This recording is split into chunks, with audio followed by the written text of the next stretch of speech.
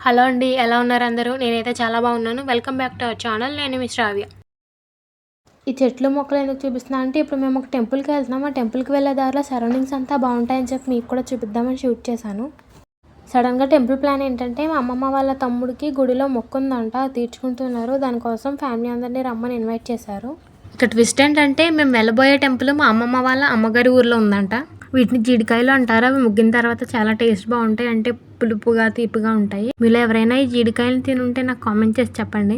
అక్కడ జీడి తోటలతో పాటు సపోటా తోటలు కూడా చాలా ఉన్నాయి. ఒక చెట్టు దగ్గరికి వెళ్ళి ట్రై చేశాను కోద్దామని. కానీ అవి ఇంకా పండలేదంట. అప్పుడే కోయకూడదని చెప్పారు. ఇంకా మామిడి తోటల విషయానికి వస్తే ఏ చెట్టుకు చూసినా గుత్తులు గుత్తుగా కాయలు ఎలాడుతున్నాయి. వాటిని చూస్తే కోసుకుని తినాలని ఇంట్రెస్ట్ తప్ప అక్కడ నుంచి వాటిని అలా చెట్టు గుర్తులు రావాలనిపించట్లేదు. చూసారా ఎంత పెద్ద పెద్ద చెట్లు ఉన్నాయో. ప్రతి చెట్టుకి చాలా అంటే చాలా చాలా మ్యాంగోస్ ఉన్నాయి. ఫైనల్గా టెంపుల్కి రీచ్ అయిపోయాం.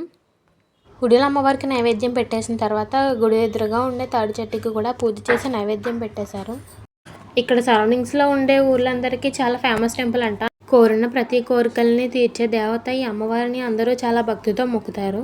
టెంపుల్ చూడడానికి చాలా బాగుంది అండ్ అక్కడ చాలా ప్రశాంతంగా ఉంది. లక్ష్మణేశ్వరం గ్రామం తెలగంశెట్టివారి మెరకులో వెలసిన శ్రీ శ్రీ శ్రీ జాజులమ్మ అమ్మవారు.